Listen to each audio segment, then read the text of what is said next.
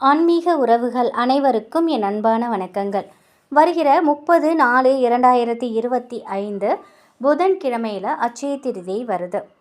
பொன் கிடைத்தாலும் புதன் கிடைக்காதுன்னு சொல்லுவாங்க. அவ்வளோ அற்புதமான ஒரு நாளில் அட்சய திருதி வருதை நம்ம தவற விடக்கூடாது. அந்த நாளில் நம்ம ஏற்ற வேண்டிய தீபமும் செய்ய வேண்டிய தானத்தை பற்றியும், அந்த நாளில் பள்ளி ஏன் நம்ம பார்க்கணுன்னு சொல்கிறாங்க அப்படிங்கிறத பற்றியும் இந்த பதிவில் நம்ம தெரிஞ்சுக்கலாம். வீட்டில் ஐஸ்வர்யம் நிலைத்து இருக்கிறதுக்கு அட்சய திருதி அன்னைக்கு நம்ம வீட்டில் குபேரரையும் மகாலட்சுமி தாயாரையும் நினைத்து இந்த ஒரு தீபத்தை நீங்கள் ஏற்றுங்க.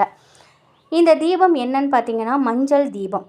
எந்த நேரத்தில் எப்படி ஏற்றலான்னு பார்த்தீங்கன்னா, பிரம்ம முகூர்த்த நேரத்தில் காலையில் 6 மணிக்கு முன்னாடியே நீங்கள் இந்த தீபத்தை ஏற்றிடுங்க. நிறைய பேர் கேட்பீங்க, பிரம்ம முகூர்த்தத்தில் தான் எல்லா பண்டிகையிலையும் தீபம் ஏற்றணுமான்னு.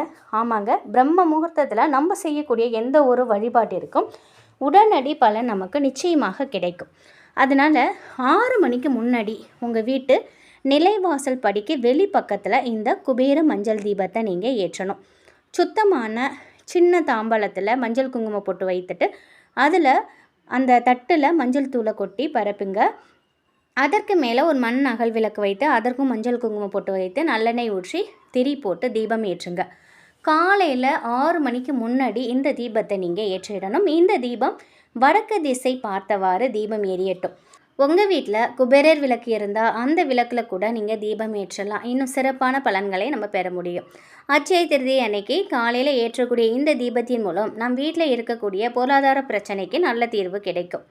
இன்றளவும் வட மாநிலத்தில் இந்த முறையை வருடம் தவறாமல் பின்பற்றிக்கிட்டு வராங்கங்கிறது குறிப்பிடத்தகுந்த ஒரு விஷயங்க.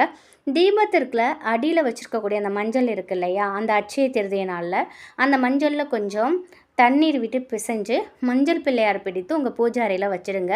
நீங்கள் அன்றைக்கி மகாலட்சுமி பூஜை பண்ணுங்கள், குபேரருக்கு நீங்கள் பூஜை பண்ணுங்கள். என்ன பூஜை வழிபாடு செய்தாலும் சரி, உங்கள் வீட்டில் எப்படி நீங்கள் அட்சய திருதியை பூஜை வழிபாடு செய்வீங்களோ செய்யுங்க.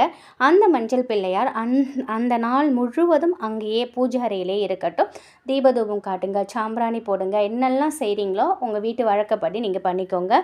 அந்த பிள்ளையாரை அடுத்த நாள் காலையில் கொஞ்சம் தண்ணீரில் கரைச்சி வீடு முழுவதும் தெளித்து விடுங்க. இந்த மாதிரி நீங்கள் தெளிக்கிறதுனால நம் வீட்டில் உள்ள வறுமை, தரித்திரியம், என்ன எதிர்மறை சக்திகள் இருந்தாலும் அது எல்லாமே காணாமல் போகுங்கிறது ஒரு ஐதீகம். நிச்சயமாக இந்த அட்சய திருதியினால் இந்த தீபம் மஞ்சள் தீபம் ஏற்றி நீங்கள் இந்த முறையில் நீங்கள் வழிபாடு செய்யுங்க.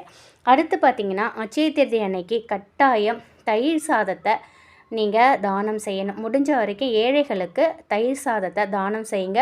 அதோட புண்ணியம் பார்த்திங்கன்னா பல மடங்கு நமக்கு அதிகரிக்கும் அப்படின்னு சொல்லலாம்.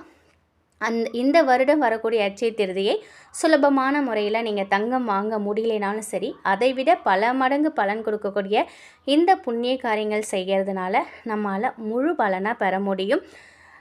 இப்போ விற்கிற விலைக்கு எல்லாராலையும் தங்கம் வாங்க முடியுமானா நிச்சயமாக முடியாதுங்க. தங்கம் வாங்க முடியும்னு நினைக்கிறவங்க நீங்கள் வாங்குங்க.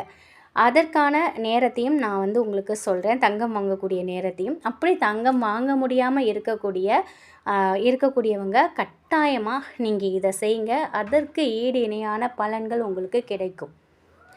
இந்த அட்சய திருதி நாளில் நீங்கள் பள்ளியை நீங்கள் பார்க்கணும்.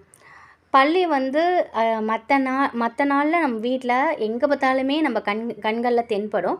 ஆனால் அந்த அட்சய திருதி நாளில் மட்டும் நம்மளால் ஈஸியாக பள்ளியை பார்த்துட முடியாது. அப்படி நீங்கள் பள்ளியை பார்த்துட்டிங்கன்னா கண்டிப்பாக 7 ஜென்மத்து பாவம் நீங்கும். நம்மை பிடித்த பீடை தரித்திரம் அனைத்துமே விலகும். பள்ளியை நம்முடைய கண்களுக்கு காட்ட வேணும் அப்படின்னு வாஸ்து பகவானை மனதார வேண்டிக்கோங்க. நம்ம செய்த பாவத்திற்கான தண்டனை குறையணும் அப்படின்னும் கடவுளை மனதார வேண்டிக்கோங்க. அன்றைய தினம் பள்ளியை தரிசனம் செய்யுங்க. அப்படி நீங்கள் பள்ளியை பார்த்துட்டிங்கன்னா ஒரு நிமிஷம் தலை வணங்கி ஒரு நமஸ்காரம் பண்ணிக்கோங்க. அதுவே போதுமானது. நம் வீட்டில் மகாலட்சுமி கடாட்சம் நிலைத்திருக்க நம்மை பிடித்தது பீடை விலக ஒரு அற்புதமான ஒரு விஷயம்தான் நம்ம அன்றைய நாளில் பள்ளியை பார்க்கறது. இது மிகப்பெரிய ஒரு பாக்கியம் அப்படின்னு சொல்லலாம். ஆனால் அவ்வளோ சீக்கிரத்தில் அந்த பள்ளியை நம்மளால் பார்த்துட முடியாது. வாஸ்து பகவானோட கட்டளை கிடங்க தான் எல்லா பள்ளிகளும் அன்றைய நாளில் கண்ணுக்கு தெரியாமல் ஒரு இடத்துல போய் ஒளிந்து கொண்டிருக்கும் அப்படின்னும் சொல்லப்படுது. இந்த ஆண்டு அட்சய திருதி ஏப்ரல் 30 புதன்கிழமையில் வருது அப்படிங்கிறத நம்ம பார்த்தோம். ஆனால் இதை விட ஒரு சிறப்பு என்னென்னா, ரோகிணி நட்சத்திரத்தோடு சேர்ந்து வருவது தான் ரொம்பவே சிறப்பு. இந்த ஆண்டு பார்த்திங்கன்னா ஏப்ரல் 29 இரவு 8:49 மணிக்கு திருதியை துவங்கி ஏப்ரல் 30 மாலை 6:41 வரைக்கும் திருதியை திதி இருக்குது. பூஜை செய்ய உகந்த நல்ல நேரம்னு பார்த்திங்கன்னா ஏப்ரல் 30 காலை 5:41 பிற்பகல் 11:55 வரைக்கும் பூஜை செய்ய நல்ல நேரம். தங்கம் வாங்க நல்ல நேரம் பார்த்திங்கன்னா ஏப்ரல் 29 மாலை முதல் ஏப்ரல் 30 மதியம் 2:12 மணி வரைக்கும் நல்ல நேரம் இருக்குது. இந்த நாளில் செய்யக்கூடிய தானம் தர்மம் நமக்கு பல மடங்கு நல்ல பலன்களை கொடுக்கும். தங்கம் வாங்கினா வீட்டில் செல்வம் பெருகும் அப்படிங்கிறது நம்பிக்கை. இந்த நாளில் செய்யக்கூடிய ஜபம், யாகம், பித்ரு தர்ப்பணம், தானம் இதெல்லாம் பல மடங்கு நமக்கு புண்ணியத்தை கொடுக்கும். அட்சய திருதி அன்னைக்கு தங்கம் வாங்கினா அதிர்ஷ்டம் வரும் அப்படின்னு சொல்லுவாங்க. அந்த நாளில் தங்கம் வாங்க முடியல அப்படின்னாலும் கல்லுப்பு, மண்பானை, மஞ்சள், கடுகு இதெல்லாம் இந்த மாதிரி மங்கள பொருட்கள் வாங்கிறதுனால நம் வீட்டில் தங்கத்திற்கு இணையாக பொருள் வாங்கின ஒரு நன்மை நம்ம வீட்டில் நடக்கும். அதனால் தங்கம் வாங்க முடியலையே அப்படின்னு கடன் வாங்கி தங்கம் வாங்கக்கூடாது. கடன் மட்டும் வாங்காதீங்க. அதற்கு இணையான இந்த பொருட்களை நீங்கள் வாங்கி வைத்து நீங்கள் பூஜை பண்ணுங்கள். கண்டிப்பாக அன்றைய நாளில் லட்சுமி நாராயண பூஜை செய்வது செல்வத்தை பெருக்கும். லட்சுமி தேவியோட அருள் பரிபூரணமாக கிடைக்கும். அந்த அட்சய திருதி நாளில் நீங்கள் இந்த நாளில் செய்யக்கூடிய அனைத்து நல்ல செயல்களும் நல்ல பலன்களை நமக்கு கொடுக்கும். இந்த நாளை நீங்கள் சந்தோஷமாக வரவேற்கணும். ரொம்ப மனமகிழ்ச்சியோட குபேரரை, மகாலட்சுமி தாயாரை, குலதெய்வத்தை வணங்குங்க. தங்கம் வாங்கக்கூடியவங்க இந்த நேரத்தை பயன்படுத்திக்கோங்க. தங்கம் வாங்க முடியல அப்படின்னு நினைக்கிறவங்க கவலையப்படாதீங்க. இதை மட்டும் நீங்கள் செய்யுங்க. நிச்சயமாக அடுத்த வருடம் தங்கம் வாங்கக்கூடிய ஒரு யோகம் உங்களுக்கு கிடைக்கும். அனைவருடைய வீட்டிலேயும் கஷ்டங்கள் நீங்கி தன தானியத்திற்கு பஞ்சம் வராமல் ஆரோக்கியத்தோடு வாழணும் அப்படின்னு மகாலட்சுமி தாயாரையும் வாஸ்து பகவானையும் வேண்டிக்கோங்க. மனதார அன்றைய நாளில் நீங்கள் செய்யக்கூடிய தான தர்மங்கள் உங்கள் வாழ்க்கையில் மிகப்பெரிய அளவில் நன்மைகளை உங்களுக்கு கொடுக்கும். மறக்காமல் அன்றைய நாளில் தானம் தர்மம் செய்யுங்க.